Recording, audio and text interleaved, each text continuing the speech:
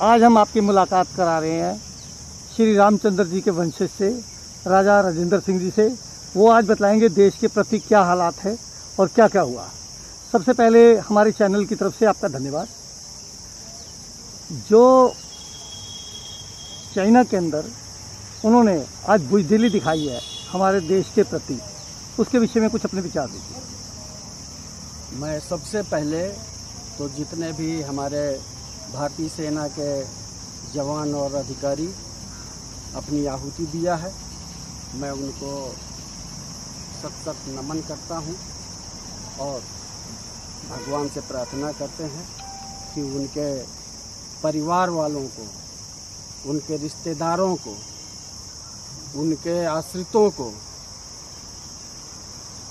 शक्ति प्रदान करे कि इस कठिन घड़ी में ढाढ़स बने। चाइना बॉर्डर में, लद्दाख में सरकार के हिसाब से 20 सैनिकों ने अपनी जान की बाजी लगा दिया, लेकिन ये संदेह के घेरे में है।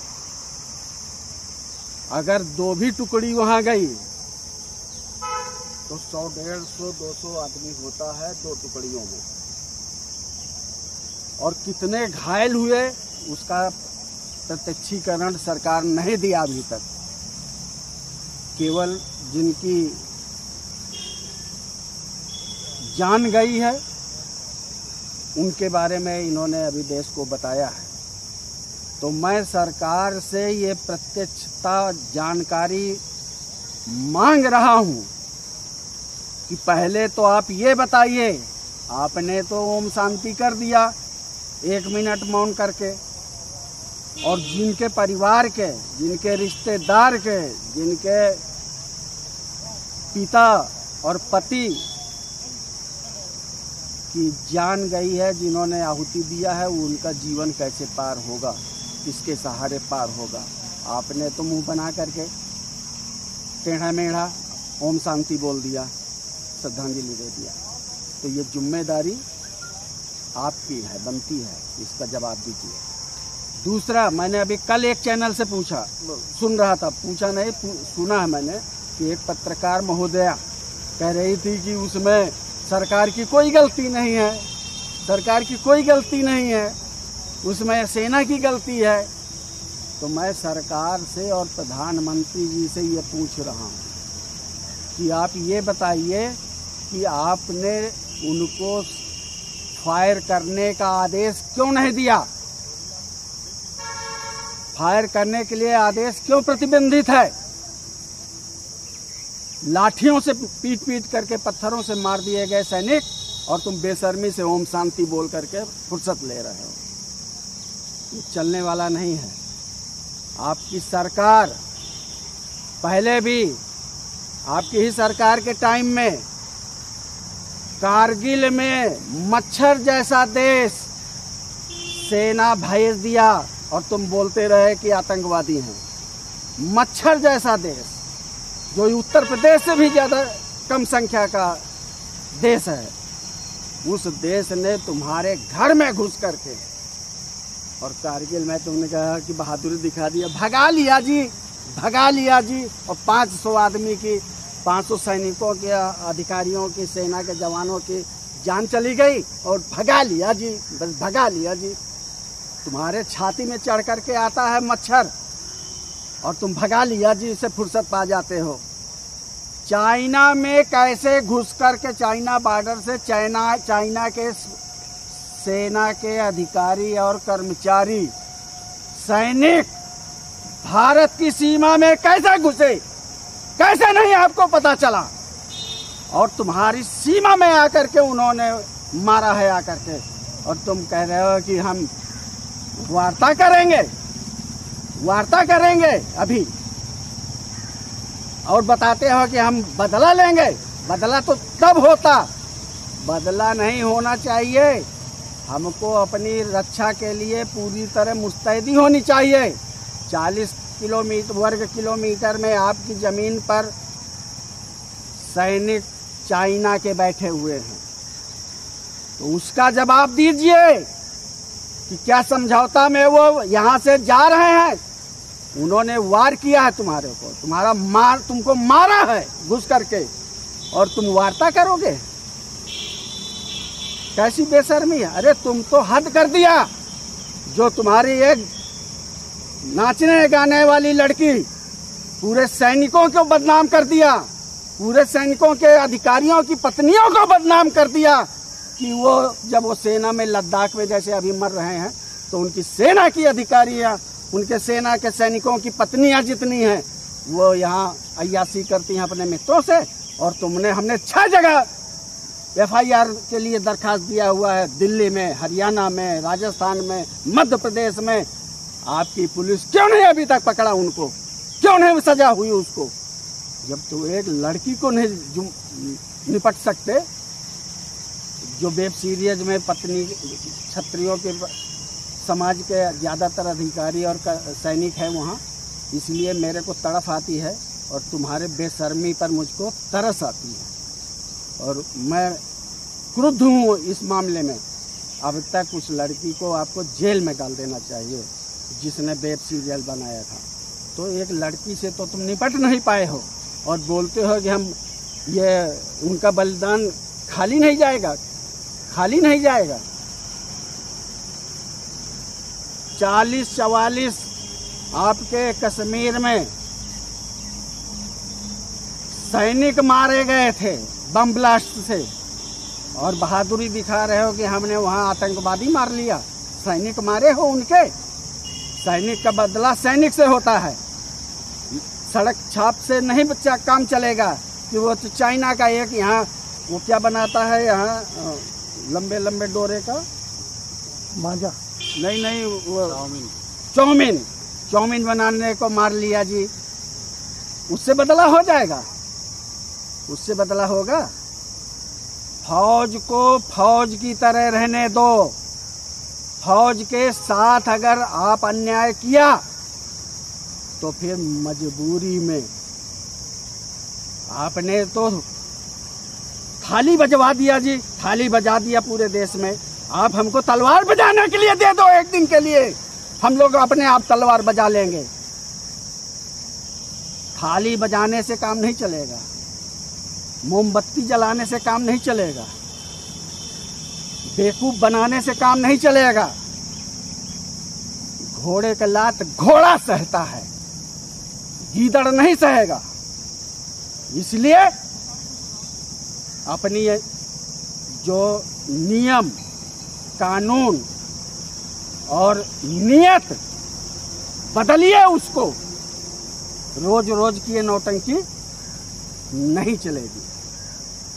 राजा राम जी, जैसे आपके मन में आज ये रोष है और आप देख रहे हैं एक और राज फिल्म लाइन के अंदर, नहीं फिल्म लाइन के अंदर उसको हत्या मर्डर नहीं किया उन्होंने, उसको प्रताड़ना दिया है, प्रताड़ित किया है। व्यवसाय में एक दाऊद जो भगोड़ा है, अरे बेशर्मो, भगोड़ा के डी कंपनी चल रही है, डी कंपनी चल रही है जी। जो कहेगा वो फिल्म में होगा जी। अरे हम कह रहे हैं कि आप केवल यही कह दो कि हम वो डी कंपनी चलाया है और हम छत्री कंपनी चला देते हैं। देखते हैं कि इनको कैसे लोगों को प्रताड़ित करते हैं। 2-3 लोग मिल करके प्रताड़ना। सबसे पहले सरकार को उस लड़की को गिरफ्तारी चाहिए। ये उनकी मंडली की है।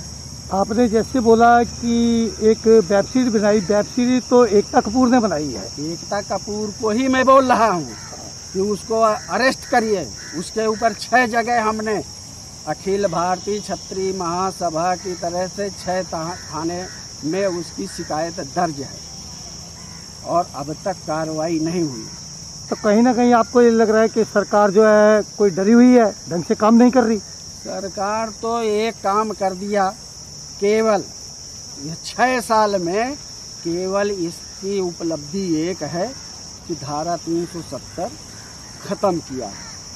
बाकी ये निकम्मे एक भी काम सामाजिक तौर पर उपलब्धि हम नहीं मानते कि इन्होंने इस देश की जनता को खुशहाल करने का कोई भी काम किया है। एक काम है इनका 6 साल में, इसके लिए हम उनको बहादुरी देते हैं, धन्यवाद देते हैं और उनको हम प्रणाम भी करते हैं कि आपने ये कलंक हमारा निकाला है, इसलिए हम आपको बारंबार कोटि कोटि प्रणाम करते हैं। आपको लेकिन तुमने नोटबंदी में हुलिया बैरंग कर दिया सबकी, ये थाली बजवा करके हुलिया बैरंग कर दिया। पाकिस्तान में वो घुस करके आकर के आतंकवादी बन करके हमारे को मार के चले जाते हैं। हम तो सोच रहे थे कि आप अधिकृत कश्मीर में कब्जा करोगे, लेकिन मुझको आपका पौरुष अब दिखना बंद हो गया। आपके पौरुष पर संदेह की सुई अटक गई है। नहीं, जैसे कि हमारे देश के प्रधानमंत्री से आप कह रहे हैं कि मैं बहुत अच्छा संतुष्ट हूँ उनकी बातों से। 6 साल में बातों से संतुष्ट नहीं हूँ, केवल एक उनके जो कार्य किया है कश्मीर का, उससे मैं संतुष्ट हूँ। बाकी उनसे ये भी संतुष्ट नहीं हूँ कि जो वो कौन सी 76 हटाया है, 377 समलैंगिक का और कोई भी विवाहिता महिला 3 तलाक वाला, 3 तलाक नहीं, कोई भी विवाहिता महिला किसी भी पुरुष से अपना संतुष्टि के लिए अवैध संबंध बना सकती है। वो अपराध से बाहर इन्होंने किया। ये देश के लिए नासूर का काम है। ये समलैंगिक लड़की लड़की से शादी करेगा, अरे बेशर्म, लड़का लड़का से शादी करेगा, बेशर्म। हद कर दिया। हमारी परंपरा लाखों साल करोड़ों साल की परंपरा का तुमने रौंद दिया, मजाक नहीं बना दिया, उसको चटनी बना दिया इन्होंने। इसलिए आप खुल करके आइए और हमको तलवारें बजाने का मौका दे दीजिए। हम तलवार बजा लेंगे, आप साथ तो दो। आपके साथ का मैं प्यासा हूँ। राजा राम जी, आपके अंदर जैसे मैं अभी इतना इंटरव्यू कर रहा हूँ और बहुत बड़ा रोष देख रहा हूँ, तो आप लॉकडाउन के कारण चुप रहे, कोई ना कोई निर्णय लेने का विचार बना रहे हैं क्या, कोई कार्य करने का? अरे लॉकडाउन ये खोल देना तो सबसे पहले अयोध्या कब्जा करूंगा। जो इन्होंने बैठा दिया है तुरुप का पत्ता खेल करके, हम एक्का डालेंगे वहाँ तुरुप का पत्ता की जगह में। देखते हैं ना किसके सीने में बाल जगा हुआ है और किसके खूनों की उबाल। अगर छतरी की हथेली में पतेली में दाल ना पक जाए वो छतरी नहीं है। इसलिए लॉकडाउन खोलो और आपस में आंख में मिला करके बात करो, तब हम देखते हैं कि तुम्हारा ये कुचक्र कामयाब होता है या हम बलिदान हो जाते हैं। धन्यवाद। कहीं ना कहीं आपके मन में ये लगा हुआ है कि रोष है, प्रधानमंत्री जी काम तो कर रहे हैं पर ठीक ढंग से हो नहीं रहा। प्रधानमंत्री ने एक ही काम किया आज तक, एक ही काम किया है, धारा 370 बस। और एक भी काम सही उन्होंने नहीं किया, एक भी काम सही नहीं किया। आपके मन में ये है कि प्रधानमंत्री जो है खुल के काम नहीं कर रहे, केवल उन्होंने एक ही अच्छा काम किया है जो आप बार बार कहते हैं कि कश्मीर वाला जो मुद्दा उन्होंने उठाया है। और आपके क्या कहना चाहते हैं? नहीं, प्रधानमंत्री को मैं कोटि कोटि प्रणाम भी कर रहा हूँ कि उन्होंने धारा 370 कश्मीर से हटा करके भारत का नासूर ख़त्म कर दिया। इसके लिए हम उनको बहुत बहुत धन्यवाद देते हैं, बहुत कोटि कोटि प्रणाम करते हैं। लेकिन उनको हम अपराधी भी मानते हैं। राम जन्मभूमि में उन्होंने अपराध किया, क्षत्रियों की भूमि को दूसरे को सौंप बैठा करके, और धारा 377 ख़त्म किया। और एक और कौन सी कोई धारा है वो मुझको पता नहीं है, जिसमें महिलाएं स्वतंत्र हैं कि किसी भी पर पुरुष से भी वो अपना अवैध संबंध बना करके वो कर सकती है। अब आप देशवासियों के लिए क्या संदेश देना चाहते हैं? देशवासियों आपको संदेश ये देते हैं कि तैयार हो जाओ। थाली बजा दिया तुमने, अब हम तलवार बजाने के लिए मौका दे दो हमको। हम 10, 20, 50 हज़ार आदमी तलवार लेके जाएं तब चाइना सुधरेगा। खाली सिपाहियों से और बेचारों को मरवाओ मत, हमको भी मौका दो। और एक मौका और दे दो हमको फिल्म उद्योग में ऑपरेशन करने का, तो हम इनकी